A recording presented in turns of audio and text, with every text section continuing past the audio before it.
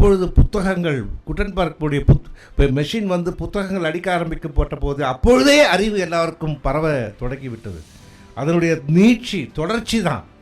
நூலகங்கள் வந்த பிறகு பார்த்தீங்கன்னா யார் வேணாலும் எங்கே வேணாலும் போய் புத்தகத்தை எடுத்து படிக்கிற மாதிரி ஆச்சு. இந்த செய்திகள் சொல்ல சொல்ல சொல்ல நம்ம வந்து நம்மை அந்த தலைமுறையிலேயே பண்படுத்தி கொள்கிறோம். அதை எப்படியெல்லாம் சொல்லியிருக்கிறோன்னா, பானைகளில் கிறுக்கி சொல்லியிருக்கிறாங்க, கல்வெட்டுகள் வழியாக சொல்லியிருக்கிறாங்க, நிறைய பார்த்திங்கன்னா துணிகள் வழியாக, தோள்கள் வழியாக சொல்லியிருக்காங்க. இப்படியே வரும்போது தான் குட்டன்பர்க் வந்து மெஷின் கண்டுபிடிக்கிறதுக்கு பேப்பரில் வர ஆரம்பிக்குது. முதலில் அச்சகங்கள் வந்து புத்தகங்கள் வெளிவரும்போது இன்றைக்கி செயற்கை நுண்ணறிவுக்கு வந்து எதிர்ப்பு குரலை விட அதிகமான குரல்கள் ஐரோப்பாவில் வந்தது. ஏன் தெரியுமா? 50களில் வந்து அச்சு கோப்பாங்க சார், நாங்கள் பார்த்துருக்குறோம் அச்சு.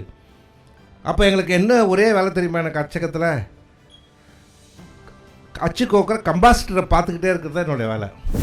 இது வந்து பார்த்த காலம் போய் 80களில் வந்து மோனோ பிரிண்டர் பார்த்து, பிறகு ஃபோட்டோ டைப் செட் பார்த்து, பர்சனல் கம்ப்யூட்டர் பார்த்து, பிறகு இன்றைக்கி கிண்டல் பார்த்து எங்கெங்கேயோ போயிடுச்சு. இன்றைக்கி அச்சடிக்கிறதே இல்லை. பேச பேச பேச எழுத்துக்கள் அப்படியே வந்துக்கிட்டே இருக்குது. யாருக்கிட்ட எதையுமே பறிக்க முடியாது. AI cannot replace a doctor. AI வந்து ஒரு லாயரை ரீப்ளேஸ் பண்ண முடியாது. ஆனால் ஏஐ தெரிந்த, செயற்கை நுண்ணறிவு தெரிந்த ஒரு லாயரால் இன்னொரு லாயரை சாதாரணமாக ரீப்ளேஸ் பண்ண முடியும். செயற்கை நுண்ணறிவில் பரிச்சயமான ஒரு படைப்பாளி மற்றவர்களை மிக எளிதாக வந்து நீக்கிவிட முடியும் சமூகத்திலிருந்து. ஆகவே தயவுசெய்து நிறைய படிங்க.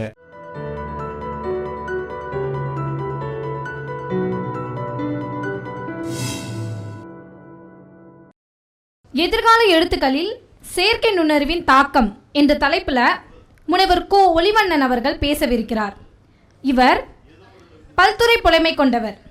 குறிப்பாக தமிழ் இலக்கியம், பதிப்பு, பேச்சு மற்றும் மாணவர் வாசிப்பு மன்றத்தின் ஆகியவற்றில் தனது பங்களிப்பை செய்துள்ளார். இவர் ஒரு எழுத்தாளர், பதிப்பாளர், பேச்சாளர் மற்றும் ஒருங்கிணைப்பாளர் என பன்முக திறமை கொண்டவர்.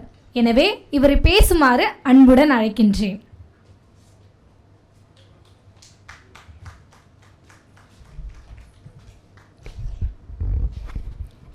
இத்தனை பேர் கூட்டத்தில் ஒரு 2 பேர் தேர்ந்தெடுத்து கை தட்டினா அந்த 2 பேருக்கு முதல்ல நம்ம நன்றி சொல்லிடுவோம்.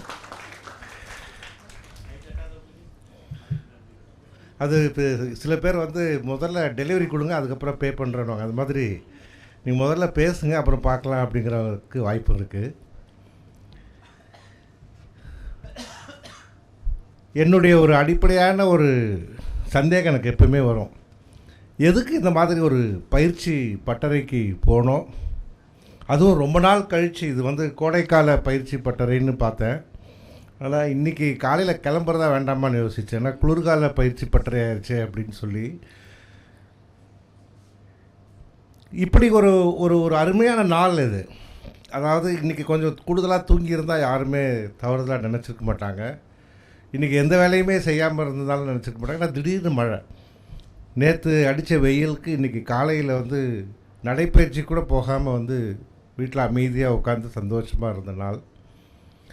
நாம் எதுக்கு இந்த மாதிரிலாம் வந்து இந்த மாதிரி பட்டறைகள்லாம் கலந்துக்கணும்? எதுக்காக வந்து அடிப்படையில் படிக்கணும்? கேள்வியே அப்படி தான். இந்த கேள்வி வந்து நீங்கள் கேட்டிங்களான்னு தெரியல, நான் கேட்டிருக்கிறேன். இப்போ எதுக்கு ஸ்கூலுக்கு போகணும், எதுக்கு படிக்கணும் அப்படின்னு நான் கேட்டேன். ஏன்னா இப்போ வந்து பிள்ளைகளுக்கு வந்து ஸ்கூல் போகிறது ரொம்ப சந்தோஷமாக இருக்கிற ஒரு காலமாக இருக்குது. காரணம் என்னென்னா, வீட்டில் தனிமையாக இருக்க முடியாது, போர் அடிக்குதுங்கும் போது ஸ்கூல் போகும்போது ஒரு விளையாட்டுக்கும் ஒரு சமூகத்தில் வந்து ஒரு அங்கீகாரத்துக்கும் அது வந்து மகிழ்ச்சி அளிக்குது. எங்கள் காலத்துலலாம் வந்து அப்படி இல்லை. ஏன்னா வீடுகளில் நிறைய கூட்டமாக இருக்கும், சந்தோஷமாக இருக்கும். அந்த பள்ளிக்கூடம்னு போனாலே வந்து பெரம்பு, ஆசிரியர்களுடைய கண்டிப்பு, இதெல்லாம் பார்க்கும்போது பயப்படுவோம். அந்த காலத்தில் நாங்கள் பள்ளிக்கூடம் போகிறதுக்கு பயந்தோம். இந்த காலத்தில் ஆசிரியர்கள் வந்து பயப்படுறாங்க, எதாவது சொன்னால் வந்து எதாவது ஆயிருமோ அப்படின்னு. இப்படிப்பட்ட ஒரு சூழலில் நம்ம இந்த கேள்வி அடிக்கடி கேட்குறோம். ஏன் வந்து நாம் படிக்கணும்? அறிவை பற்றி ரொம்ப அழகாக இப்போ வந்து சொன்னீங்க. எதுக்கு அறிவை தேடிட்டு போனோம்? இப்படியே இருந்தால் சந்தோஷமாக இருக்கலாம். ஒரு படத்தில் வந்து வந்து பெரியார்தாசன் நடிச்சிருப்பார், பாரதி ராஜா அவருடைய கருத்தம்மா படத்தில். ஆனால் அது காலாகாலமாக சொல்லப்பட்டுக்கிட்டு இருந்த ஒரு அனெக்டோன்னு வச்சுக்கோங்க. அதில் வந்து அவர் கேட்பார், ஏன் இப்படி வேலை செஞ்சுக்கிட்டு இருக்க, இப்படி பண்ணலாமே அது பண்ணலாமேன்னு அடுக்கிக்கிட்டே போவார். இதை செஞ்சால் அதை செய்யலாமே, அதை செஞ்சால் அதை செய்யலாமே, தொடர்ச்சியாக. அப்புறம் இதெல்லாம் முடிச்சுனா என்ன சார் ஆகணும்னு, சந்தோஷமாக இருக்கலாம் நீ வாழ்க்கையில் அப்படின்னும் போது, நான் இப்போவே சந்தோஷமாக தான் இருக்கிறேன் அப்படின்வார். சும்மாவே இருக்கிறவர். அப்போ இந்த அடிப்படையில் வந்து இது என்ன தேவை அப்படிங்கிறது தான் இப்போ. அதுக்கு அடுத்து நம்ம போக போகிற தலைப்பு வந்து நம்முடைய படைப்புகளில் வந்து செயற்கை நுண்ணறிவு வந்து எந்த அளவுக்கு பாதிக்கப்படுது. முன்னால் ஒரு கேள்வி கேட்டுக்கணும். என்னோடய நிகழ்ச்சி வந்து 1 மணிக்கு முடியுது, ஆனால் தொடங்குது 12:30. அதனால் இப்போவே சொல்லிடுங்க. ஆமாம், சரியா? அப்படின்னா நீங்கள் சைகை காமிச்சது எனக்கு புரியல. அப்படியே நீங்கள் எடுத்துக்கோங்க, உங்களுக்கு கொடுத்துக்கிற டைம் எடுத்துக்கோங்கன்னு சொல்லியிருக்கிறாரு. அது வந்து நான் எடுத்துக்கிறேன்னா இல்லையாங்கிறது 2 விஷயத்தை பொறுத்திருக்கு. ஒன்று, நீங்கள் கவனிக்கிறத பொறுத்திருக்கு. 2வது, என்னோடய பசி எவ்வளோ நேரம் என்னால் தாக்கு பிடிக்க முடியும் அப்படிங்கிறத பொறுத்திருக்குது. சரியாம்மா? ரைட். நீ சாரி உன்னை சொல்லிட்டேன். உன்னை 2 பேரும் ஒரே மாதிரி இருக்கிறதுனால நீ தான் வந்து சாருக்கு சொன்னீங்க, நேரம் கொடுத்துட்டீங்க. நேரம் குறிக்கிறவன். முதல்ல உனக்கு பாராட்டுக்கள், நல்லா இருந்தது. நீ அந்த நிகழ்ச்சிக்கே ஒரு கம்பீரம் கொடுக்குற மாதிரி ஒரு அழகு. சரி, அப்போ எதுக்கு இந்த அறிவை தேடணும் அப்படிங்கிறது மிக முக்கியம். எனக்கு சின்ன வயசில் முதல்ல நான் கண்டுபிடிச்ச ஒரு சயின்ஸ் என்னென்னா, கை பம்ப் இருக்குல்ல, அந்த கை பம்பில் வந்து ஒரே ஒரு டம்ளர் தண்ணி ஊற்றுவாங்க. ஒரு போசி தண்ணி ஊற்றுவாங்க. டம்ளர் ஒரு போசி தண்ணி ஊற்றுவாங்க. மக்கு, கரெக்டாக தமிழில் சொன்னால் மக்கு. ஒரு போசி தண்ணி ஊற்றிட்டு அதுக்கப்புறம் அடித்தாங்கன்னா பக்கெட்டாக தண்ணி வரும். எப்படின்னா இவ்வளோதான் தண்ணி உள்ளே போச்சு, இவ்வளோ தண்ணி எப்படி உள்ளே வருதுங்கிறதா என்னுடைய முதல் அறிவியல் கேள்வி.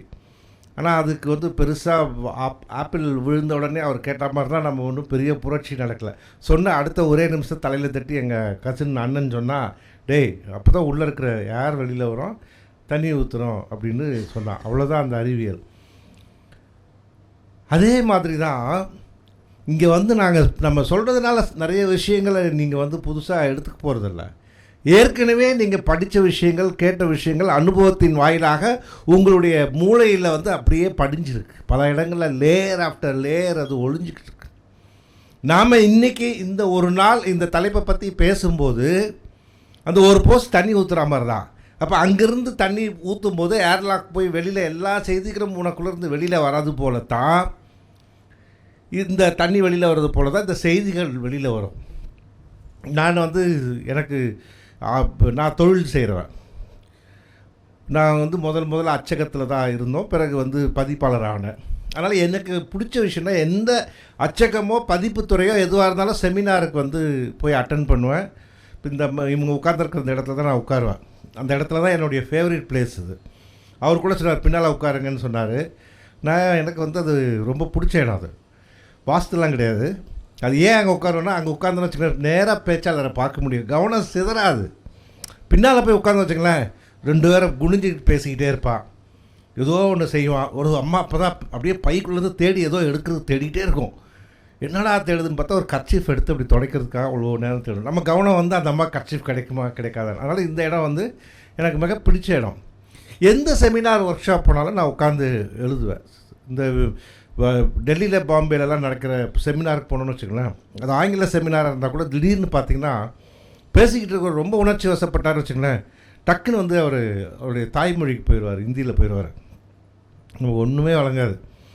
இருந்தாலும் நான் எழுதிக்கிட்டே இருப்பேன். ஒரு தடவை என்கிட்ட ஒருத்தர் கேட்டார், ஏண்டா அவன் கூட பேசுகிறவன் கூட அவ்வளோ நோட்ஸ் எடுத்து வர மாட்டான், நீ எப்படி இவ்வளோ நோட்ஸ் எடுத்து வர அப்படின்னா. நான் சொன்னேன், அவன் சொன்னதே இல்லை, அவன் சொல்கிற பாயிண்ட்லேருந்து எனக்கு ஒரு 10 விஷயம் தெரியுது.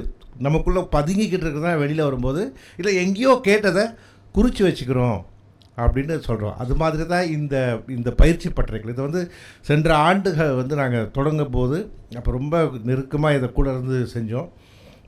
இந்த தடவை என்னால் அவரோட மனுஷோட பண்ண முடியலங்கிற அந்த வருத்தத்தையும் பதிவு செய்கிறதுக்கு காரணம், அங்கே உட்காந்துருக்க அந்த பெருமகனாரோடு சேர்ந்து செயற்கை நுண்ணறிவில் பல வேலைகள் செஞ்சுக்கிட்டு இருக்கிறதுனால செய்ய முடியல. ஆனால் இது வந்து ஒரு சிறப்பான திட்டம். இந்த இடத்துல வந்து இதுக்கு முன்னால் எத்தனை பேர் இருந்தாங்க, என்ன செஞ்சாங்கன்னு எனக்கு தெரியாது.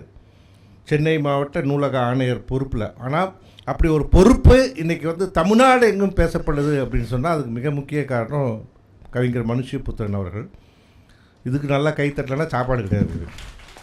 ஏன்னா போன வருஷம் நாங்கள் சாப்பாடு போடலை, இந்த வருஷம் சாப்பாடோடு போடுறாங்க அப்படின்னு சொல்லும்போது மகிழ்ச்சியாக இருக்குது. ஆனால் அவருக்குள்ளே இருக்கிற அந்த வேகம், இன்றைக்கி 64 65 நிகழ்ச்சிகளை வந்து 14 நாட்களாக செய்கிறாங்க அப்படின்னா அன்றைக்கி கூட ஒரு ஒரு அதிகாரி இன்னொரு துறையில் இருக்கிறவர் சொன்னார், இவ்வளோ அந்த ப்ரோக்ராம் அத்தனையுமே பார்க்கும்போது அவ்வளோ ஸ்ட்ரக்சர்டாக செஞ்சுருக்கிறாரு அப்படின்னு சொல்லியிருக்காங்க.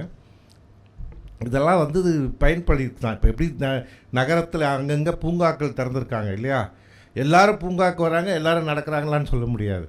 நான் கூட ஆச்சரியப்படுவேன், இவ்வளோ பெரிய ஊரில் இவ்வளோ பேர் தான் நடக்கிறாங்களா அப்படின்னா அப்படி இல்லை. சென்னை கடற்கரையில் பார்த்திங்கன்னா ஒரு நாளைக்கு ஒரு 1000 பேர் நடப்பாங்க. சென்னை மாநகரத்தில் 1 கோடி மக்கள் இருக்காங்க. எல்லாருமே எல்லாமே பயன்படுத்திக்கிறது இல்லை. அது பரவாயில்ல, கொஞ்சமாக இருந்தாலும் சரி. அதுதான் வந்து முன்னேறு என்று சொல்லக்கூடிய வகையில் இந்த அவர்கள் மட்டும் முன்னேறுவதில்லை, இந்த முன்னேறுகளாக இந்த சமூகத்தை வழிநடத்தி செல்லக்கூடியவர்கள் நீங்கள். அதனால தான் உங்களுக்கு பாராட்டு. நான் எப்போவுமே இந்த இன்டர்ன்ஷிப் மாணவர்களை பார்க்கும்போது சந்தோஷப்படுறது தான். இன்றைக்கி ஒரு 500 ரூபா கொடுத்தா யாராவது சர்டிஃபிகேட் கொடுத்துருவாங்க. ஆனால் நான் கண்டிப்பாக ஏதோ கற்றுக்கணும் அப்படின்னு வர அந்த ஆர்வம் இருக்குல்ல, தன் ஆர்வம், அதுதான் மிக முக்கியம். அந்த வகையில் சொல்லிவிட்டு வந்து சகோதரர் சொன்னது போல் ரொம்ப வேகமான ஒரு வளர்ச்சி, இன்றைக்கி நேற்று நடந்த வளர்ச்சி 250 ஆண்டுகளாக நடைபெற்று கொண்டிருக்கின்ற வளர்ச்சி தான் அது. எப்போ வந்து அவர் சொன்னது போல் ஒரு ஒரு ஒரு பேர் சொன்னார் இல்லையா, ஸ்டீம் என்ஜின். யாராவது சொல்லிப்பாங்க பார்ப்போம், என்ன பேர் சொன்னார்? ஜேம்ஸ் வாட் அப்படின்னு சொன்னார். அது அது அது அது வந்து தொடக்கமாக வச்சுக்கலாம். அதுக்கு முன்னாலேருந்தே அறிவியல் வந்தால் கூட அறிவியல் எப்பொழுது சமயங்களின் பிடிகளிலிருந்து தளர்ந்து மக்கள் அறிவை யோசிக்க ஆரம்பித்தாங்கன்னா அதில் நிறைய பேர் இறந்து போனாங்க. அதெல்லாம் உங்களுக்கு தெரியும். இல்லை பூமியை சுற்றி சூரியன் வந்து சுற்றலை, சூரியனை சுற்றி தான் பூமி சுற்றுனதுன்னு ஒருத்தர் கொண்டுட்டாங்க. இந்த மாதிரி நிறைய பிறகு வந்து அந்த சமய தலைவர்கள்லாம் மன்னிப்பு கேட்டதெல்லாம் நம்ம பார்க்குறோம் வரலாறு. செய்தி என்னவென்று சொன்னால், அவர்கள் முன்னால் போராளிகள் போல நிறைய அறிவாளிகள் அறிஞர்கள் இறந்ததுக்கு அப்புறம் தான் அறிவியல் வர ஆரம்பிச்சது. அவ்வளவு எளிமையான ஒரு பாதையாக இருக்க முடியவில்லை. அதனுடைய நீட்சி அன்றையிலேருந்து தொடர்ந்து வந்துக்கிட்டே இருக்குது. அதுக்கு முன்னால் சக்கரத்தை சுற்றுறவன் இப்போ ஜேம்ஸ் வாட்டோடைய ஸ்டீம் வந்தோட ஸ்டீமை வச்சு சுற்றினான். ஆனால் பத்தலை, அவனுக்கு வேகம் பத்தலை. அதுக்கு முன்னால் குதிரையை வச்சு பண்ணான். குதிரையோட வேகம் வந்து அவனுக்கு போதலை. ஹார்ஸ் பவர் இன்றைக்கி யூஸ் பண்ணுறோம் இல்லையா, இன்றைக்கி கூட யூஸ் பண்ணுறாங்க. Brake horse power, indicated horse பவர்லாம் சொல்லுவாங்க. இதெல்லாம் எங்கே ஏன் ஹார்ஸ் பவர்? குதிரையை கணக்காக தான் வச்சா. அதற்கு பிறகு ஸ்டீம் என்ஜின் வந்தோடனே அந்த வேகமும் அவனுக்கு பத்தலை. அதற்கு பிறகு கொஞ்சம் கொஞ்சமாக வந்தது தான் நிறைய பார்த்தோம். நம்ம ஹைட்ராலிக் பவர் பார்த்தோம், அட்டாமிக் பவர் பார்த்தோம், நியூக்ளியர் எல்லாமே பார்த்துக்கிட்டே இருக்கோம். இந்த வேகம் வந்து அவ்வளோ வேகமாக இன்றைக்கி வந்து அறிவியல் வந்துக்கிட்டு இருக்குது. திடீர்னு வரலை, 250 ஆண்டுகளாக நடைபெற்று கொண்டிருக்கிறது. ஆனால் அன்றைக்கி இருந்ததுக்கும் இன்றைக்கி ஒரு வித்தியாசம் இருக்குது. இப்போ நான் ஒரு சின்ன இது கேட்பேன், புதிர் சொல்லணும் சரியா? சொல்கிறவங்களுக்கு நான் வந்து எதுவுமே கொண்டு வரல பரிசு. ஆனால் உங்கள் பேரை வந்து கேட்டு இங்கே பதிவு பண்ணுவேன். அதனால் லைவில் போகும்போது ஆயிரக்கணக்கானவர்களுக்கு உங்கள் பேர் கொண்டு போய் சேர்க்கக்கூடிய கடமை வச்சுருக்கேன். ஒரு பெரிய குளம், அந்த குளத்தில் வந்து முதல் நாள் வந்து ஒரு அல்லிப்பூ பூக்குது. 2வது நாள் வந்து 1 வந்து 2 ஆச்சு. 3வது நாள் வந்து 2 வந்து 4 ஆச்சு. 4வது நாள் வந்து 4 வந்து 8 ஆச்சு. இப்படியே வந்து முதல் நாள் இருந்ததோட அடுத்த நாள் வந்து அது ஒரு அந்த மடங்கு கூடிக்கிட்டே வருது. இப்போ என்னோடய கேள்வி, அந்த மாதத்தில் 31 நாள் இருக்குது சார். 29ஆம் தேதி அன்றைக்கி அந்த குளத்தில் எவ்வளோ பூக்கள் இருந்திருக்கும்? அல்லிப்பூக்கள்.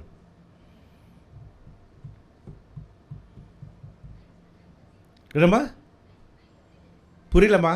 எவ்வளவு? 58 பூ இருக்குமா? சரி, அப்புறம் குளத்தை இப்போ போய் பார்த்தா எப்படி இருக்குன்னு சொல்லுங்கள் பார்ப்போம். 29ஆம் தேதி ஃபுல்லாக இருக்குமா? நான் சொல்கிறது 31ஆம் தேதி தான் ஃபுல்லாக இருக்கும். 29ஆம் தேதி 31ஆம் தேதி தான் முழுசாக நிரம்புன்னு சொல்கிறேன். அப்போ 29ஆம் தேதி யாருமா 25ன்னு சொன்னது? உங்கள் பேர் என்னம்மா? எவ்வளோ சார்? சரி சார், நன்றி. ஆனால் விடை தவறு. சொல்லுமா, உங்கள் பேர் என்னம்மா? எந்த கல்லூரிம்மா? எஸ்எஸ் எஸ்எஸ்கேவி மகளிர் கல்லூரியை சேர்ந்த வளர்மதி அவர்கள் இங்கே கூடியிருக்கும் 100 பேரில் ஒரு புத்திசாலித்தனமான ஒரு பதிலை சொல்லியதற்காக நான் பாராட்டுகிறேன். நண்பர்களே, யூடியூப்பில் பார்க்குறவங்களே, இனிமேல் பார்க்க போகிறவங்களே அந்த வளர்மதிக்கு சேர்ந்து ஒரு பாராட்டு சொல்லுங்கள். ஏன்னா இந்த கேள்வி தொடர்ந்து கேட்கப்படுகிறது பல தளங்களில். முதல்ல ஐரோப்பாவில் மிகப்பெரிய ஒரு அறிஞர் கேட்குறார் ஏஐயில். இந்த கேள்விக்கு கேட்கும்போது அங்கே கூடியிருந்த 1000 பேரில் ஒருத்தரும் பதிலே சொல்லலை. பொறுத்து பார்த்து அவரே பதில் சொல்லிட்டார். ஆனால் இந்த கேள்வியை நான் கடந்த 6 மாதமாக பல்வேறு கல்லூரிகளில் கேட்டுக்கிட்டே வரேன் மாணவர்கள்ட்ட. ஆச்சரியம் அந்த கேள்வி சொல்லி 45 நொடிகளுக்குள்ளே யாரோ ஒருத்தர் பதில் சொல்லிடுறாங்க. அப்போ நம்ம முதுகில் தட்டிக்கணும். உட்காருங்க வளர்மதி. 29ஆம் தேதி அன்றைக்கு கால் பகுதி அந்த டேங்க் நிரம்பி இருக்கும். அப்போ தான் 30ஆம் தேதி இன்றைக்கி அரை டேங்க் ஃபுல்லாக நிரம்பி இருக்கும். 31ஆம் தேதி இன்றைக்கி அப்படியே 2 மடங்கு ஆகும்போது முழு டேங்க்கும் நிரம்பிடும் அப்படிங்கிறது. இது என்ன ப்ரோக்ரஷன் யாருக்காவது தெரியுமா? இங்கே மேக்ஸ் ஸ்டூடெண்ட் யாராவது இருக்கீங்களா? கணிதத்தில் இதை ஒன்று சொல்லுவாங்க. என்ன ப்ரோக்ரஷனு? ஜியாமெட்ரிக் ப்ரோக்ரஷன் சொல்லுவாங்க. இது ரொம்ப இந்த கணக்கு காலாகாலமாக சொல்கிறது. எனக்கு ஒருத்தன் கேட்குறேன், சார் நான் உங்கள்கிட்ட வேலைக்கு தரேன் சார், மனுஷ்கிட்ட கேட்குறேன், எனக்கு அதுக்கு ஒரு வேலை கொடுங்க சார் அப்படிங்கிறேன். அது தாராளமாக செய்யுங்க, ஆனால் சிவசக்தி மாதிரி இல்லை சார், நான் எனக்கு ரூபா கொடுக்கணும் சார் சம்பளம். சும்மான்னு சொல்லிட்டு பாருங்கள் சிவசக்தி. அதனால் எனக்கு நீங்கள் காசு கொடுக்கணும் சார். நான் எவ்வளோ கேட்குறேன்? எனக்கு ஒரு நாளைக்கு 1 ரூபா கொடுங்க சார் அப்படின்னும். முதல் நாள் 1 ரூபா கொடுங்க சார் அப்படிங்கிறான். அப்புறம் அடுத்த நாள் 2வது நாள் அதே டபுள் ஆக்கி கொடுங்க சார் அப்படிங்கிறான். அதுக்கப்புறம் டபுள் ஆக்கி கொடுங்க சார் சொல்லிடுறாரு. ஓகேன்னுறாரு. 1 ரூபா தானே, அடுத்த நாள்னா 2 ரூபா தானே, அடுத்த நாள் 4 ரூபா தானே, அதுக்கு அடுத்த நாள் 8 தானே அப்படின்னு சொல்கிறாரு. நான் போனதுக்கப்புறம் திடீர்னு கணக்கு போடுறாரு. ஏதோ இடிக்குது. இப்படி அவர் எனக்கு சம்பளம் கொடுத்தா அந்த மாத கடைசியில் எவ்வளோ சார் கொடுக்க வேண்டியிருக்கும்? எவ்வளோ இருக்கும் சுமாராக சொல்லுங்கள் பாப்பா ஒரு நம்பரு. எனக்கே தெரியாது, நானே கணக்கு போட்டு தான் எடுத்து வந்தேன். எவ்வளோமா இருக்கும்? 2 to the power of 30 எவ்வளோமா இருக்கும்? சுமார் எவ்வளோ ஏதோ ஒரு சொல்லுங்களேன். லட்சம், கோடிகளை தாண்ட எவ்வளோ கோடி வரும்? 107 கோடி தர வேண்டியிருக்கும். 107 கோடி. இதுதான் ஜியாமெட்ரிக் ப்ரோக்ரஷன், நினைவு வச்சுக்கோங்க. அதைத்தான் இன்றைக்கு நாம் அறிவியலில் பார்க்கிறோம். கொஞ்சமாக பண்ணி இன்றைக்கி உச்ச கட்டத்துக்கு வந்துருச்சு. நாங்கள் சார்ந்த பதிப்புத்துறை அச்சகத்துறையில் நாங்கள் பார்த்துக்கிட்டே இருக்கோம். 70களில் அச்சு கோப்பாங்க சார், நாங்கள் பார்த்துருக்குறோம் அச்சு. அப்போ எங்களுக்கு என்ன ஒரே வேலை தெரியுமா? எனக்கு அச்சகத்தில் அச்சு கோக்கிற கம்பாசிட்டரை பார்த்துக்கிட்டே இருக்கிறது தான் என்னுடைய வேலை. ஏன் அப்படின்றதுக்கு நீங்கள் புரிஞ்சிருக்குமா எனக்கு தெரியல. எனக்கு அது முழுக்க லெட் இருக்கும், ஈயம் இருக்கும். அவர் இப்படி எடுத்து இப்படி கொஞ்சம் வேட்டியில் வச்சுக்கிட்டாருன்னா முடிஞ்சது எனக்கு கதை. அதனால் நாங்கள் உட்காந்து பார்த்துக்கிறது தான் எங்கள் அச்சகத்தில் சொல்லுவாங்க, பார்த்துக்கோ, எந்த இதோ திருடு போகக்கூடாது அப்படின்னு சொல்லுவாங்க. இது பார்த்த காலம் போய் 80களில் மோனோ பிரிண்டர் பார்த்து, பிறகு ஃபோட்டோ டைப் செட் பார்த்து, பர்சனல் கம்ப்யூட்டர் பார்த்து, பிறகு இன்றைக்கி கிண்டல் பார்த்து எங்கெங்கேயோ போயிடுச்சு. இன்றைக்கி அச்சடிக்கிறதே இல்லை. பேச எழுத்துக்கள் அப்படியே வந்துக்கிட்டே இருக்குது. இவ்வளவு பெரிய மாற்றங்களை நாங்கள் கண்கால என்னுடைய தலைமுறையிலேயே நான் பார்த்துக்கிட்டு இருக்கிறேன் அப்படின்னு சொன்னால் அறிவியலுடைய வளர்ச்சி. இப்போ எல்லாத்துக்கும் அடிப்படையான கேள்வி நம்ம முதல்ல கேட்ட அதே கேள்வி, நமக்கு எதுக்கு அறிவு? நான் இப்போ இதுக்கு வரணும், நான் எதுக்கு படைக்கணும், நான் எதை எழுதணும்? இன்றைக்கி தமிழ்நாட்டில் மிகச்சிறந்த படைப்பாளிகள் இருக்காங்க உலக அளவில், இல்லையா? எதுக்காக அந்த படைப்பு, எதுக்காக எழுதணும் சொல்லுங்கள் பார்ப்போம். ஏன் எழுதணும்? படைப்பு திறன். எதுக்கு படைக்கணும்? இப்போ அம்மா சமைச்சாங்கன்னு வச்சுக்கோங்களேன், அப்பா சமைக்கிறான்னு வச்சு. இப்போ எங்கள் வீட்டில் அப்பா சமைக்கிறார் அப்படின்னா, அப்பானா எங்கள் அப்பா இல்லை, அப்பா சமைக்கிறார் அப்படின்னா எதுக்கு அப்பா சமைக்கிறாரு? சாப்பிட்றாரு. அதே மாதிரி ஒரு படைப்பாளி எதுக்கு படைக்கணும்? என்னங்க எல்லாரும் படிக்கிறது எதுக்கு படிக்கணும்? எல்லாரும்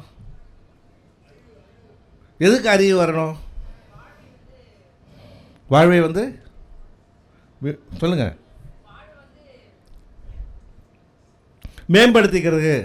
அந்த 2வது வார்த்தை தான் தடுமாறுறீங்கள.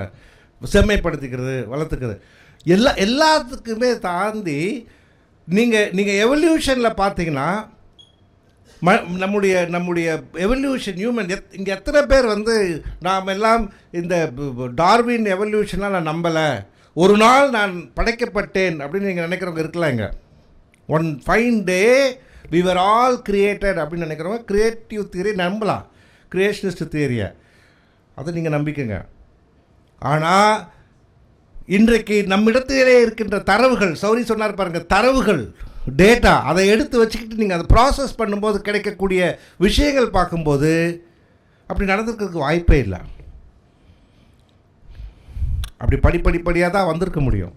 இவல்யூஷன் தான் இன்றைக்கி வந்து இப்போ நிறைய நம்மக்கிட்ட இருக்கிற எல்லா தரவுகள், இன்றைக்கி கிடச்சிருக்கிற எல்லா ப்ரூஃப்மே எவல்யூஷனை நோக்கி தான் போகுது.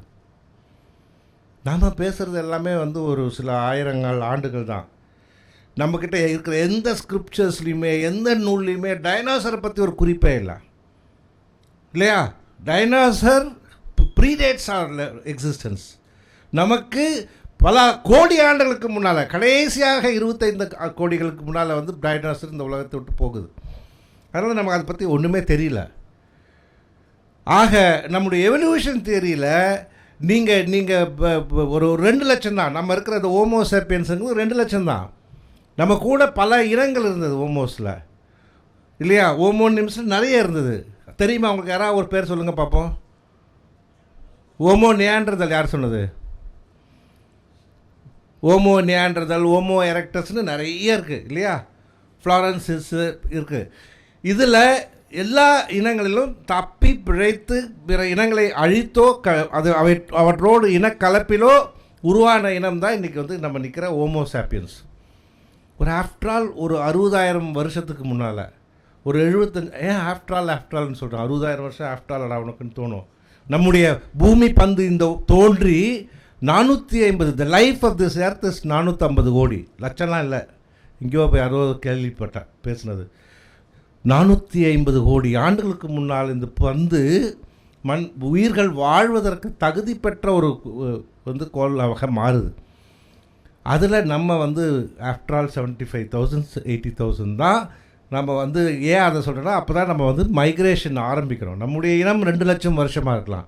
அந்த எவல்யூஷனில் நாம் தப்பி பிழைத்ததுக்கு காரணம் என்ன தெரியுமா? நம்ம அந்த சமயத்தில் நாம் பார்த்திங்கன்னா, அந்த சமயத்தில் உணவு சங்கிலியில் நம்ம எங்கேயோ கீழே தான் இருந்தோம். நமக்கு மேலே மேலே நிறைய விலங்குகள்லாம் சாப்பிட்டு போக மீதி தான் நம்ம சாப்பிட்டோம். அப்போ எங்கே நம்ம மேலே வந்தோன்னு சொன்னோன்னா, நம்மக்கிட்ட இருந்த எபிலிட்டி டு கம்யூனிகேட், அந்த செய்தியை சொல்கிறது. அந்த பக்கம் போகாதீங்க, ஆபத்தான பகுதி, அந்த பக்கம் போகாதீங்க, டிராஃபிக் ஜாம் நிறைய இருக்குது, அதை தொடாதீங்க, ஷாக் அடிக்கும். இதெல்லாம் வந்து வேறு அனிமல்ஸ் கம்யூனிகேட் பண்ணுறதா பண்ணுது, வெரி வெரி லிமிட்டட் வேல தான் பண்ணுது. யுவால் நோவா ஹராரியோடைய புத்தகங்கள் படிங்க, 2015 அதில் தகவல்களெல்லாம் புதுசுன்னு நான் சொல்ல மாட்டேன். தகவல்கள் இருப்பதை மிக அழகாக தொகுத்து மாலையாக கொடுத்துருக்கிறார், கதம்பமாக கொடுத்துருக்கிறார். அதனால் நீங்கள் படிக்கும்போது ரொம்ப சுலபமாக உள்வாங்கிக்க முடியும். அதில் சொல்லுறது இப்படி பார்த்தீங்கன்னா, இந்த எபிலிட்டி டு கம்யூனிகேட், சிம்பன்சிக்கெல்லாம் கூட அந்த எபிலிட்டி டு கம்யூனிகேட் இருக்குதுங்கிறாரு. ஒரு தீவில் ஒரு 50-60 குரங்குகளை கொண்டு போய் விடுறாங்க. அவை வந்து என்ன பண்ணுவாங்கன்னா, சாப்பாட்டுக்கு மேலே இருந்து வெள்ளரிக்காய் பிஞ்சுகளை தூக்கி போடுவாங்களாம். அது மண்ணில் விழுந்த உடனே மண்ணோட ஈரத்தோடு சாப்பிட்டு தான், அது மண்ணோடு சாப்பிட்டே பழகிருச்சு. ஒன்று வந்து தற்செயலாக வந்து கடற்கரை ஓரத்தில் விழுது அந்த தீவில். அது தண்ணி பட்ட உடனே அது சுத்தமாகிடுது. சுத்தமானோன்னா அதை எடுத்து ஒரு குரங்கு சாப்பிடுது. அதுக்கு ஆச்சரியமாக இருக்குது, கரகரன்னு இல்லையே, ஸ்மூத்தாக இருக்கேன்னு. அடுத்து இதை படித்தா அதே கொண்டு போய் தண்ணியில் நினச்சி சாப்பிடுது. நம்ப மாட்டீங்க, அன்றைக்கி சாயந்தரத்துக்குள்ளே எல்லா குரங்குமே அந்த வெள்ளரிக்காயை சாப்பிட்றதுக்கு முன்னே தண்ணியில் துவைத்து சாப்பிட ஆரம்பிச்சிது. இங்கே தான் அவர் சொன்னார் பாருங்க, அறிவை பயன்படுத்துது, விஸ்டம், புத்திசாலித்தனம், இந்த நாலேஜ். ஸோ இதை தான் நம்ம வந்து தொடர்ந்து சொல்லிக்கிட்டே இருந்தோம்.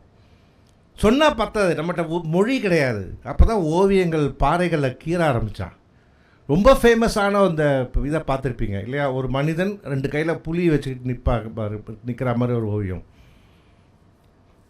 சிந்துவெளியில் கிடைச்சது நினைக்கிறேன். அதாவது அது முக்கியமான ஒரு தரவு, முக்கியமான ஒரு இது வந்து ஓவியம் வந்து அது ப்ரீடேட்டட், அது ஹிஸ்டாரிக்கலி அதில் வந்து 2 புலி கையில் இருக்கும், ஒருத்தர் நிற்பா.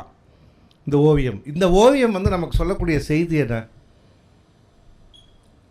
இந்த புலியை கூட உன்னால் அடிக்க முடியும் என்ற செய்தி. ஒரு கொடுமையான ஒரு மிருகத்தை வந்து வேலில் போய் குத்துறா மாதிரிலாம் வைக்கிறான்ல, எதுக்கு வைக்கிறான்? உன்கிட்ட வந்து ஒரு ஆயுதம் இருந்ததுன்னா அதை சாகடிக்க முடியும்னு செய்தி சொல்கிறான். இந்த செய்திகள் சொல்ல சொல்ல சொல்ல நம்ம வந்து நம்மை அந்த தலைமுறையிலேயே பண்படுத்தி கொள்கிறோம்.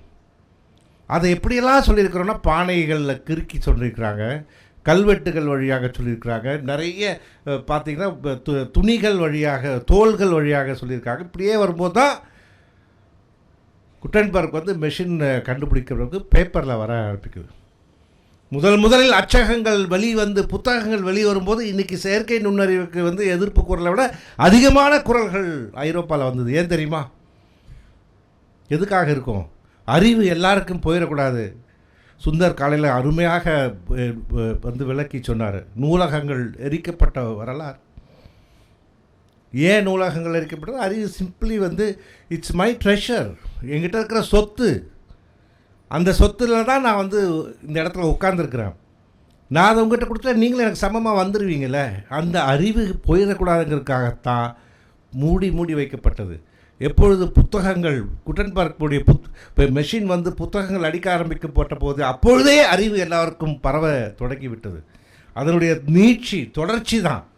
நூலகங்கள் வந்த பிறகு பார்த்திங்கன்னா யார் வேணாலும் எங்கே வேணாலும் போய் புத்தகத்தை எடுத்து படிக்கிற மாதிரி ஆச்சு. ஓலைச்சுவடிகள் பற்றி கூட கேட்டாங்க. ஓலைச்சுவடிகள்லாம் செய்திகளை வந்து கம்யூனிகேட் பண்ணிக்கிட்டே இருக்கிறதால வந்துகிட்டே இருக்குது. அதோடைய டிஃப்ரெண்ட் ஃபார்ம்ஸ் அதை தான் நம்ம இன்றைக்கி பார்த்துக்கிட்டே இருக்கோம்.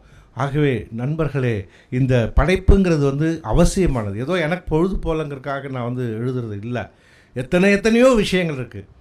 இதை வந்து எதுக்கு அப்படிங்கிறத வந்து என்ன மாதிரி விஷயங்களெல்லாம் வெளியில் சொல்கிறோங்கிறத ஒரு 4-5 விஷயங்களை பார்த்துட்டு, செயற்கை நுண்ணறிவு வந்ததுனால படைப்பு எங்கே போய் நிற்க போகுதுங்கிறத பார்க்க போகிறோம். அதில் நான் வந்து மொழிபெயர்ப்பையும் சொல்லிடுறேன் உங்களுக்கு, சரிங்களா?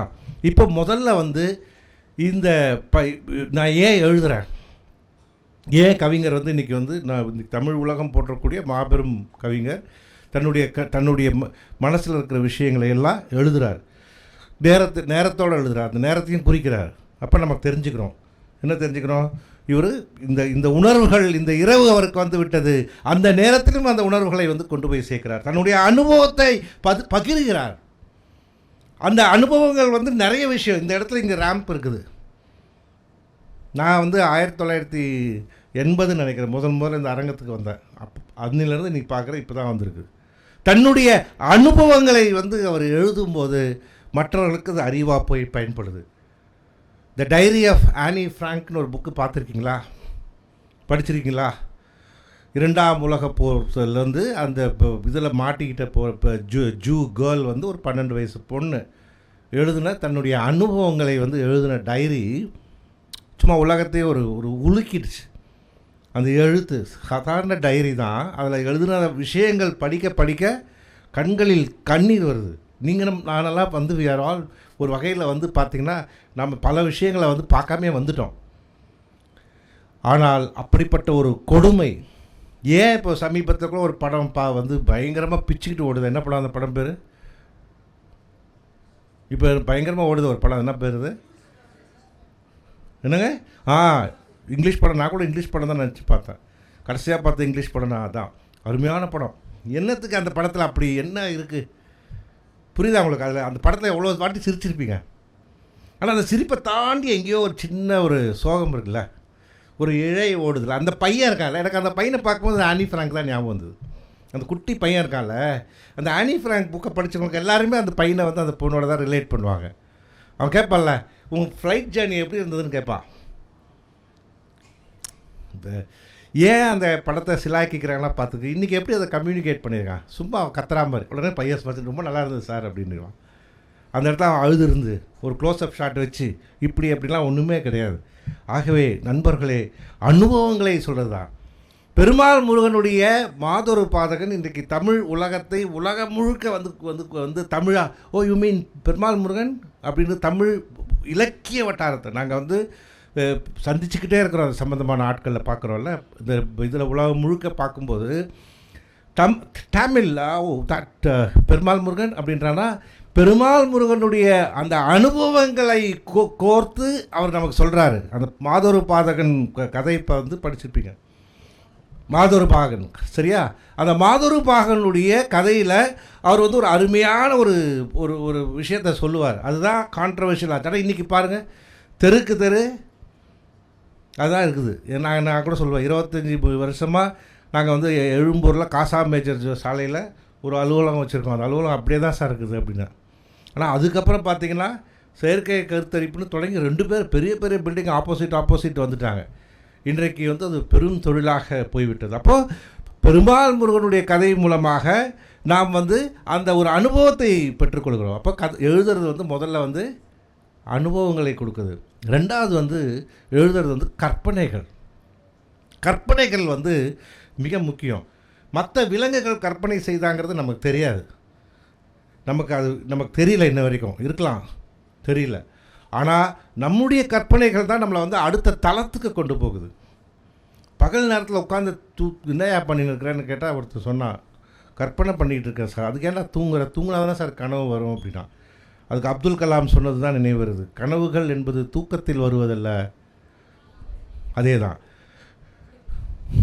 தூக்கத்தை விரட்டி விடுவது, தூக்கம் வராமல் தடுப்பது. அப்போ அந்த கற்பனைகள் தான் நம்மளை அடுத்தடுத்த ஸ்டேஜுக்கு கொண்டு போச்சு. ஜூல்ஸ் வேர்னோட 20,000 Leagues Under the Sea ஒரு அருமையான சயின்ஸ் ஃபிக்ஷன் புத்தகம் படிச்சிருப்பீங்க, கேள்விப்பட்டிருப்பீங்க அட்லீஸ்ட்டு. நான் சொல்கிற புத்தகங்களை குறிச்சிக்குங்க. அது வேறு புத்தகம், அதையும் சொல்கிறதுக்கு வரேன். ஆனால் நீங்கள் வந்து முதல்ல படிக்க வேண்டிய 20,000 Leagues Under the Seaன்ற ஒரு புத்தகம் இருக்குது. அதில் என்ன அந்த அந்த அந்த அந்த அறிவியல் புனைவில் இருக்கிற விஷயம் என்னென்னா, நீர்மூழ்கி கப்பலை பற்றி, நீர்மூழ்கி கப்பல் அப்படின்னு ஒரு கண்டுபிடிக்கிறதுக்கு ஒரு 80-90 ஆண்டுகளுக்கு முன்னாலேயே எழுதப்பட்ட புத்தகம். நீர்மூழ்கி கப்பல் எப்படிப்பட்ட டிசைனில் இருக்கணும், அந்த நாட்டிலாஸ்ன்னு அந்த கப்பலோட பேர், நீர்மூழ்கி கப்பல், அது எப்படி என்ன பிரின்சிபலில் வந்து ஒர்க் பண்ண. இப்போ பெர்னோலிஸ் தியரம் சொன்னார் பறக்கிறதுக்கு. ரைட் பிரதர்ஸ் வந்து 100-120 ஆண்டுகளுக்கு முன்னால் எல்லாருமே சொன்னாங்க, கண்டம் பண்ணிட்டாங்க, பறக்க முடியாதுங்க, பறக்கவே முடியாது, ஏன் முயற்சி பண்ணுறீங்க, நிறைய பேர் செத்து போயிட்டாங்க அப்படிங்கிறாங்க. ஒரு அறிவாளி சொன்னார், அங்கே தேவதைகளும் தேவர்களும் உலாவும் இடம், அங்கெல்லாம் போகக்கூடாதுன்னே சொன்னார். நான் யாருன்னு சொல்ல மாட்டேன், நீங்கள் போய் தேடி கண்டுபிடிச்சிக்கோங்க. ஆனால் இவங்க ஒன்று தான் சொன்னாங்க, அறிவியல். அவர் சொன்னது என்ன தீரம் சொன்னார், யாரை சொல்லுங்க பார்ப்போம். பெர்னோலிஸ் தீரம்னு சொன்னார். பெர்னோலிஸ் தீரம் உண்மையாக இருந்தால், if there is a difference in pressure, அழுத்தங்களில் வந்து ஒரு மாறுபாடு இருக்கும்போது, கீழே அதிகமான ப்ரெஷர் மேலே குறைவான ப்ரெஷராக இருந்தால் இட் ஹேஸ் டு லிஃப்ட் அப்படிங்கிறது பெர்னோலிஸ் தீரம். அது உண்மையாக இருக்கும் பட்சத்தில் நிச்சயமாக முடியும்னு சொன்னார். இன்றைக்கி முடிஞ்சுதான். இன்றைக்கி பார்த்தீங்கன்னா உலகம் முழுக்க வந்து நீங்கள் சேட்டலைட்டில் போய் பார்த்தா மேலேருந்து ஃபுல்லாக ஏரோப்ளைன்ஸ் மட்டும்தான் பறக்கிறது தெரியுது, ஃபோட்டோ எடுத்தால்.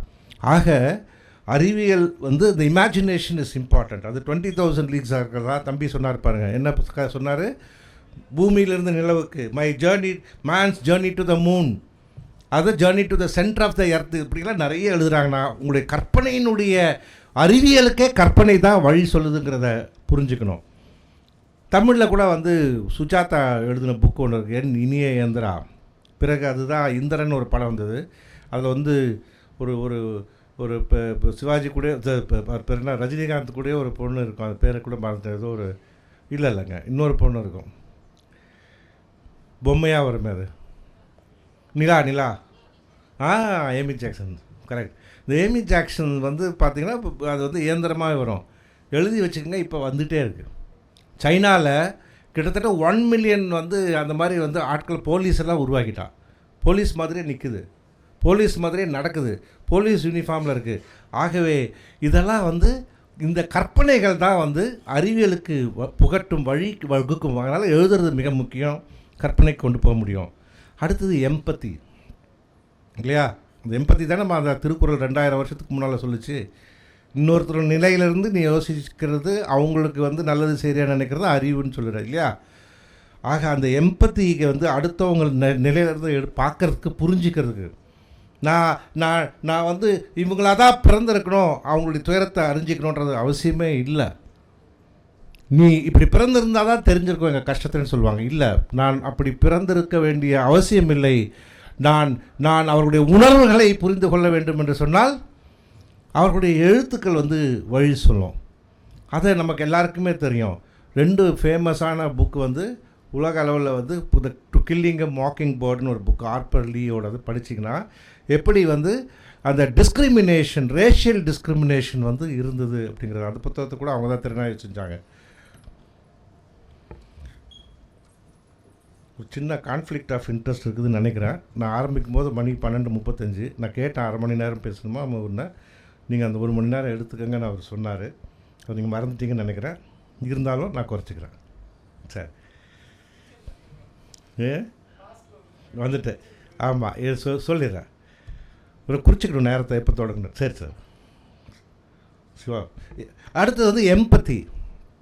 இப்போ அவங்க இன்னொரு நிலையிலேருந்து நம்ம தெரிஞ்சுக்கணும் அப்படின்னு சொன்னால் இந்த மாதிரி நூல்கள் வந்து எழுதும்போது தான் புரிஞ்சிக்க முடியும். மிக இப்போ நீங்கள் இவங்க எழுதின புக்கு, நம்ம அம்பை எழுதின புக்கு வீட்டின் மூலையில் ஒரு சமையலறைன்னு ஒரு புக்கு இல்லையா?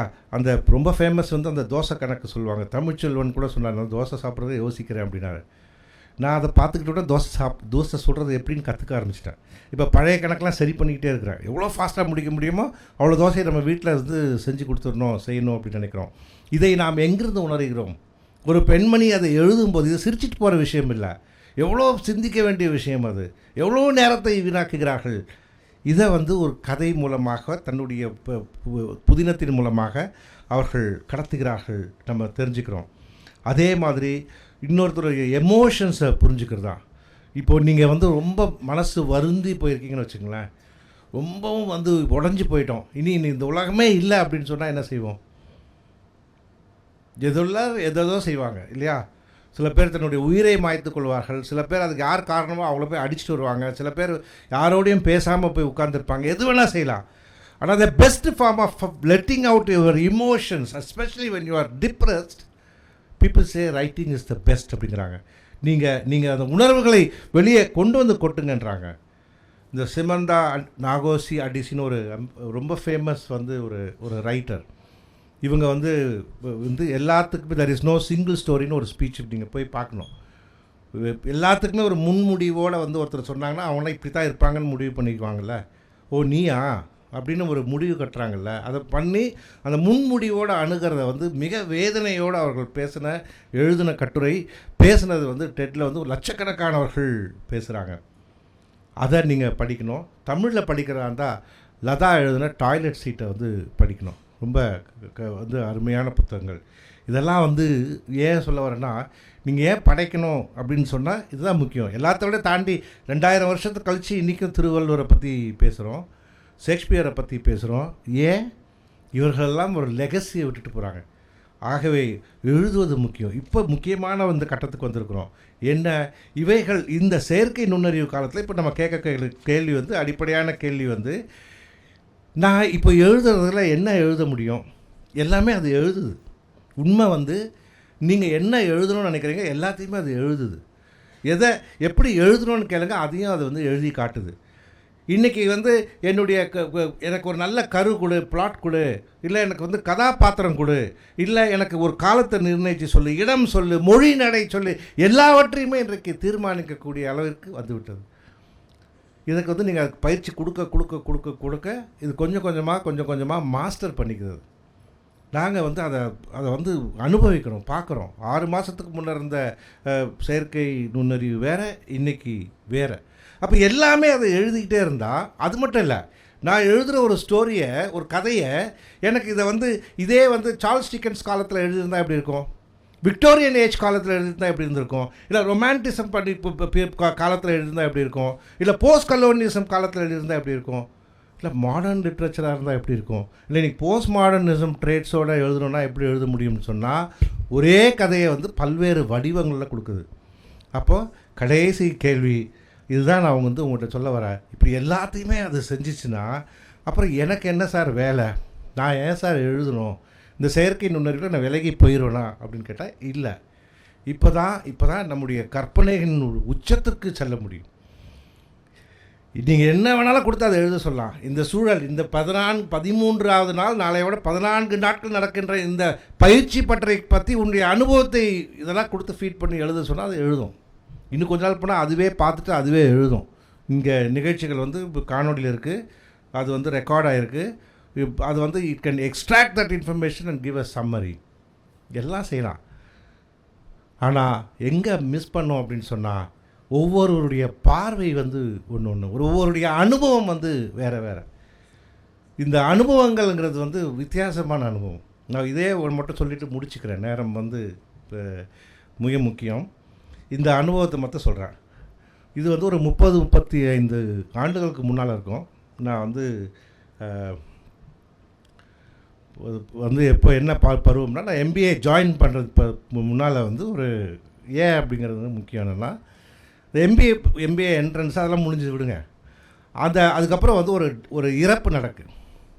ஒரு முக்கியமான ஒருத்தர் இறந்து போகிறாரு, என்னுடைய அப்பாவுடைய நண்பர். நீங்கள் அப்பாவுடைய நண்பர், அம்மாவுடைய தோழி இவங்களாம் செத்து போனாங்கன்னா நமக்கு ஒரு பயம் வந்துடும்.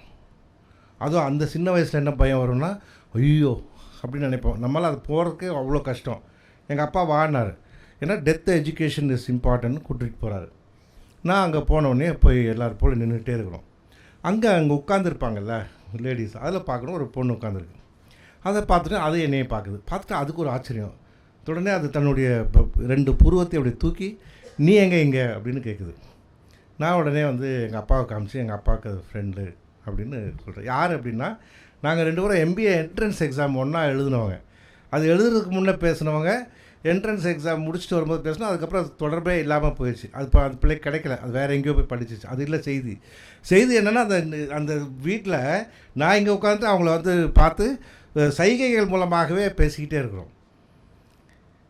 படுத்திருக்கிறவர் தான் பார்க்க மாட்டார் தவிர பக்கத்தில் இருக்கிறவர் பார்த்துருப்பாருன்னு நான் கவனிக்கவே இல்லை, தோணவே இல்லை. திரும்பி வீட்டுக்கு வரும்போது, காரில் வரும்போது அப்பா வந்து கேட்டுக்கிட்டே வந்தார்.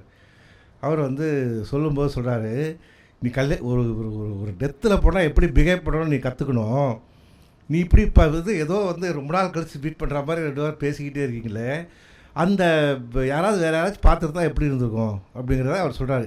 நீ அந்தந்த இடத்துக்கு தகுந்தது போல் நடந்து கொள்ளணும் அப்படிங்கிறத பக்குவமாக வந்து சொல்கிறாரு.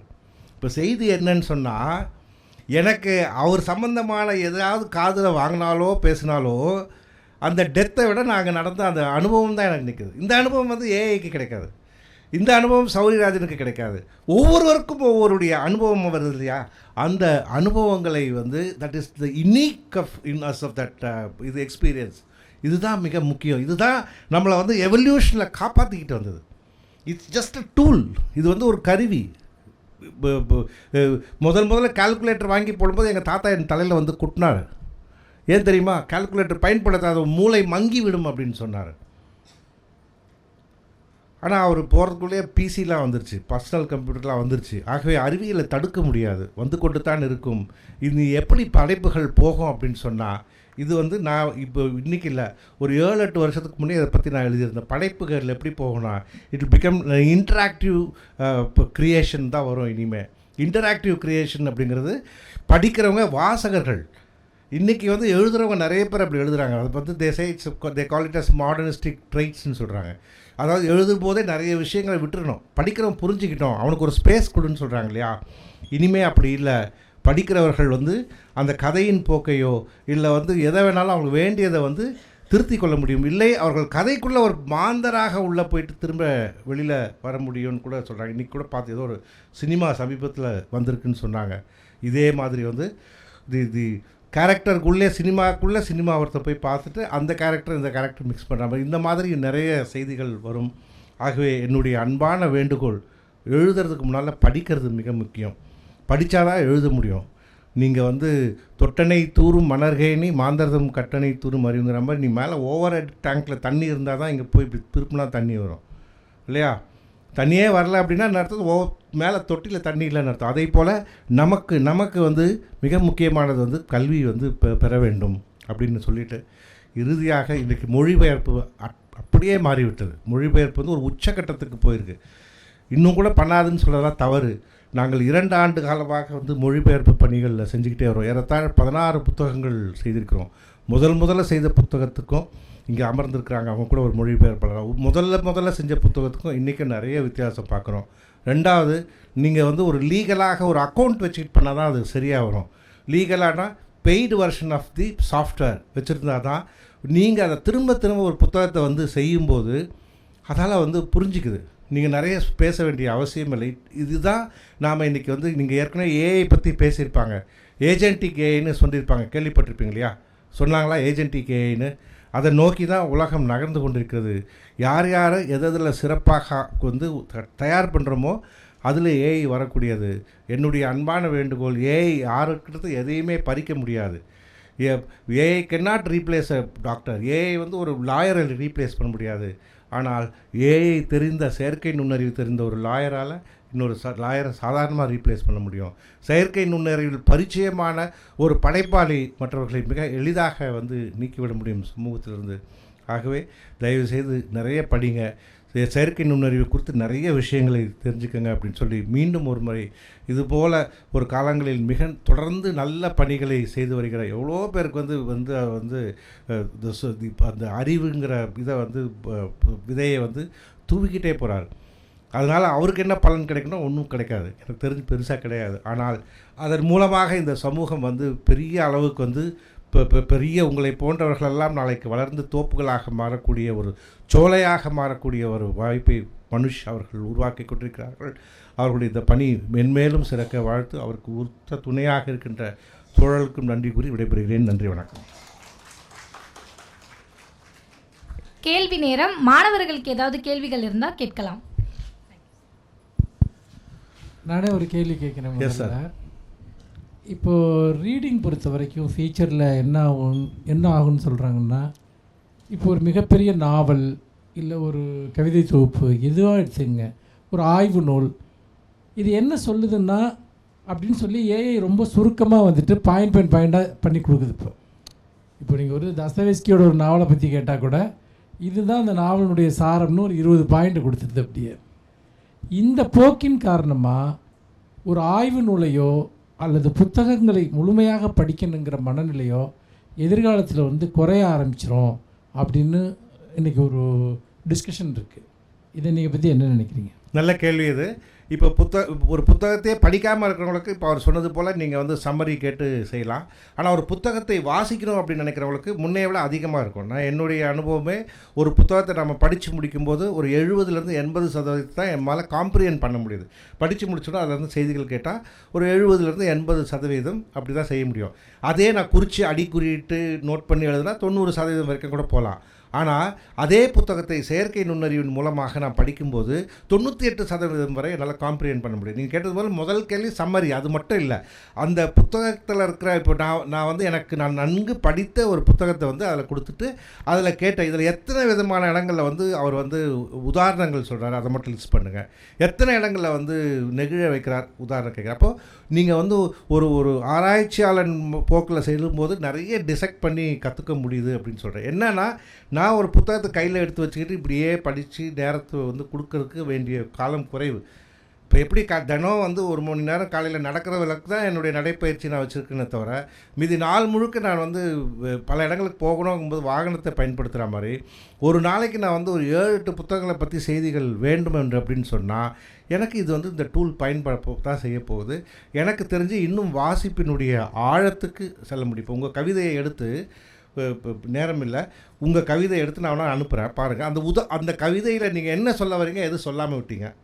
ரெண்டாவது, இந்த கவிதையை வந்து உலகத்தில் இருக்கிற மற்ற யாரோட மாதிரிலாம் வந்து சாயல் தெரியுது அப்படின்னு என்னால் வந்து கிட்டத்தட்ட கம்பேர் பண்ண முடியும். நான் இதே கவிதையை வந்து 10 வருஷத்துக்கு முன்னால் மனுஷன் எழுதின கவிதையோடு ஒப்பிட்டு சொல்லுங்கன்னு சொன்னால் சொல்ல முடியும். அப்போது கம்பேரிட்டிவ் லிட்ரேச்சர் என்னால் பண்ண முடியுது. கிரிட்டிக்கல் அனாலிசிஸ் டெஃபினட்டாக சொல்கிறேன், இதை வந்து ஒரு இலக்கியத்தில் மேம்பட்டவர்களால் மட்டும்தான் அதை செய்ய முடியும். ஆனால் இப்போ சாதாரண வாசகனால் வந்து போய் ஒரு கதையினுடைய மாந்தர்கள் பற்றியோ கதை தளத்தை பற்றியோ நடையை பற்றியோ எல்லாம் கேட்கும்போது அதை எடுத்து சொல்லும்போது என்னுடைய ரீடிங் வந்து இன்னும் எக்ஸ்பீரியன்ஸ் வந்து அதிகமாகுது தான் நான் நினைக்கிறேன். ஆனால் இப்போ உதாரணமாக ஜானகிராமனோட மோகமுல் நாவல் எடுத்துருங்க. இது வந்து ஒரு ஃப்ராக்மெண்ட்டாக வந்து ஆய்வு நோக்கில் இதெல்லாம் பிரித்து கொடுக்குது, அல்லது இந்த இடங்களை ஹைலைட் பண்ணுது, அதை தொகுத்தளிக்குதுன்னு நீங்கள் சொல்கிறீங்க. ஒரு நாவலுங்கிறது ஒரு இன்டர் கனெக்டிவிட்டி உள்ள, அதனுடைய லாங்குவேஜ், கண்டென்ட், அப்புறம் சப்ஜெக்டிவிட்டி, நான் படிக்கிறதுனுடைய சப்ஜெக்டிவிட்டி எல்லாம் சேர்ந்து அது எனக்கு ஒரு எக்ஸ்பீரியன்ஸாக மாறுது. ஆனால் இது முழுக்க அதை ஒரு தகவலாகவும் தொகுப்பாகவும் மாற்றுறப்போ ஒரு நாவலோ ஒரு படைப்பிலக்கியம் உதாரணமாக க்ரைம் அண்ட் பனிஷ்மெண்ட் எடுத்துக்கங்க. அதை நான் ஒரு முழுமையாக படிக்கிறப்போ அதில் ஒவ்வொரு வாக்கியங்களுக்கு இடையில் ஒரு இன்டர் கனெக்டிவிட்டி இருக்குது. ஆனால் இது என்னென்னா தொகுத்து வகுத்து இதோடைய சாரம் இதுதான் அப்படின்னு அது கொடுக்குறப்போ அந்த நாவல் கொடுக்கக்கூடிய ஒரு முழுமையான அனுபவத்தை இது எடுத்துக்கிறது, ஒரு சப்ஜெக்டிவிட்டியோட நான் அதுக்குள்ளே ட்ராவல் பண்ணுற அனுபவத்தை இது தடுத்துருது அப்படின்னு நான் ஃபீல் பண்ணுறேன். இதை நீங்கள் எப்படி பார்க்க? உண்மைதான் தோழர். ஆனால் நீங்கள் வந்து நிறைய புத்தகங்களோட இன்ட்ரடக்ஷன் எனக்கு கிடைக்கும். இப்போ அந்த ஆனி ஃப்ராங்கோட புத்தகம் எனக்கு எடுத்து சொன்னதே ஒரு செயற்கை நுண்ணறிவு தான். அதே மாதிரி வந்து மேன் சர்ச் ஃபார் மீனிங் அப்படிங்கிற புத்தகத்துடைய அறிமுகமும் எனக்கு அது வழியாக தான் கிடைக்குது. எனக்கு வந்து இதை போய் பாருங்கள். இன்றைக்கி ஒரு சினிமாவுக்கு எல்லாருமே போய் பார்க்கலாம். ஒரு காலத்தில் 70கள் 80களில் வெள்ளிக்கிழமை போஸ்டருக்கு பார்ப்போம். போஸ்டர் ஓட்டிட்டோன்னா உடனே போய் பார்த்துருவோம். அது எப்படி இருந்தாலும் சரிங்கிறதுக்கு என் நேரம் நிறைய இருந்தது, பார்த்தோம். ஆனால் இன்றைக்கி அப்படி இல்லை.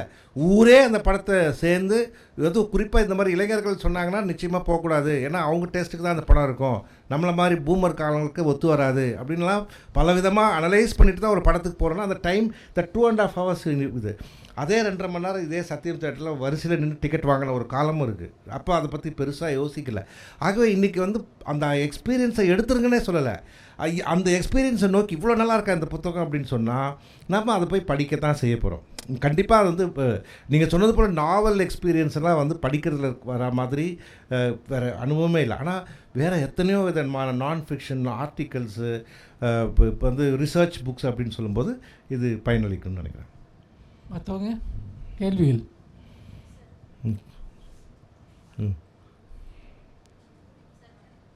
வணக்கம்.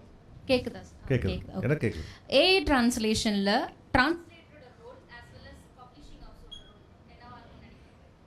இதில் வந்து நீங்கள் இதே தான் இப்போது பார்த்தீங்கன்னா நீங்கள் கொடுத்தா அதை டிரான்ஸ்லேட் பண்ணி கொடுத்துரும், அது பிரயோஜனம் இல்லை. நீங்கள் வந்து ஒரு நாவலை வந்து முழுக்க வாசிச்சிருக்கணும், அந்த அனுபவம் இருக்கணும். முதல் அடிப்படையாக தான். இப்போ நாங்கள் எங்களுடைய புத்தகங்கள் வந்து ஆங்கிலத்துலேருந்து தமிழில் வர அளவுக்கு தமிழ்லேருந்து ஆங்கிலத்துக்கும் போகும்போது முதல்ல வந்து என்ன சொல்கிறோம், அந்த நாவலை படிங்க. படிச்சுட்டு அந்த நாவல் உள் வாங்கிட்டு உங்களால் என்னோட உரையாட முடியுதான்னு பாருங்கள். என்னோடனா என்ன சொல்லுவேன், மற்றவங்களோட உரையாட முடியுதான்னு. அதற்கு பிறகு அந்த உணர்வுகளை வந்து ஏற்றுறதுக்கு அது வந்து உதவி செய்யுது. இப்போ இன்றைக்கி நல்லா வந்துருச்சு. இப்போ அவர் சொன்னது போல் நீங்கள் வந்து க்ரைம் அண்ட் பனிஷ்மெண்ட்டை எடுத்திங்கன்னா தாஸ்தவாஸ்கியில் எந்த பக்கத்தை திருப்பினாலும் அந்த டைலாக் பேசுகிறத வச்சு யார் பேசுகிறாங்கன்னு சொல்ல முடியும் கேரக்டர். அது வந்து லியோ டால்ஸ்டாய்க்கும் அது பொருந்தும். அண்ணா கரீனினால் எப்படி அவங்க எழுதியிருக்காங்கன்னா செதுக்கியிருக்காங்க இந்த கேரக்டர்னா. இப்போ நீங்கன்னா இப்படி தான் பேசுவீங்க, மனுஷனா இப்படி தான் பேசுவாருன்னு இருக்கு இல்லையா. ஒரு யூனிக்னஸ் வந்து ரொம்ப ரொம்ப இம்பார்ட்டன்ட். ட்ரான்ஸ்லேட் பண்ணும்போது அந்த யூனிக்னஸ் வந்து போயிடும் நிறைய நேரத்தில். ஆனால் இன்றைக்கி வந்து அது வந்து செய்யக்கூடிய கெப்பாசிட்டி இருக்குது. நாங்கள் வந்து ஒரு நாவலில் வந்து ஒரு முக்கியமான ஒரு ரிக்ஷா ஓட்டுறவர் வந்து முழுக்க வராரு. அப்போ நாங்கள் என்ன செஞ்சோம், முடிச்ச போது அவருடைய லாங்குவேஜும் வித்தியாசமாக இருக்கணும். இங்கிலீஷில் வரும்போது அதுக்கிட்ட அதெல்லாம் எடுத்து அனலைஸ் பண்ணி ஒரே மாதிரியாக இருக்கா, மாற்ற முடியுமா அப்படின்னு கேட்குறோம். இன்றைக்கி வந்து அது எவ்வளவு செஞ்சாலும் அந்த உணர்வு சரியாக வந்திருக்காங்கிறதுக்கு அதுதான் சொல்ல வந்தேன். மொழிபெயர்ப்பாளர் வந்து மொழிபெயர்ப்பு பண்ணி போயிடாது. ஏஐ தெரிஞ்ச மொழிபெயர்ப்பாளர் வந்து மிக எளிதாக வந்து கடந்து போக முடியும். கால்குலேட்டர் பயன்படுத்த தெரிஞ்சவன் எவ்வளோ குயிக்காக கணக்கு போடுவான். சுந்தர் ராமசாமியுடைய ஒரு முக்கியமான ஒரு கதையே வந்து அந்த கணக்கு போடுற ஒரு ஆளை வச்சு, அவங்ககிட்ட பல பிரச்சனைகள் இருக்கும் அந்த மேனேஜரோட. இருந்தாலும் பல்ல கடிச்சிக்கிட்டு வச்சுக்கிறது ஒரே காரணம், அவன் போடுற கணக்கு வராது. ஒரு நாள் கால்குலேட்டர் வந்தோடனே அவர் காணாமல் போயிடுவார். அதே மாதிரி தான் ஏஐ வந்து வில் சிம்பிளி ரீப்ளேஸ் பீப்புள் அப்படிங்கிறது தான் என்னோட வேலை. தொடர்ந்து உயிர்மை டிவியோட வீடியோஸை பார்க்க சேனலை சப்ஸ்கிரைப் பண்ணுங்கள். உடனடி அப்டேட்ஸை பெற பெல் ஐக்கானை ப்ரெஸ் பண்ணுங்கள்.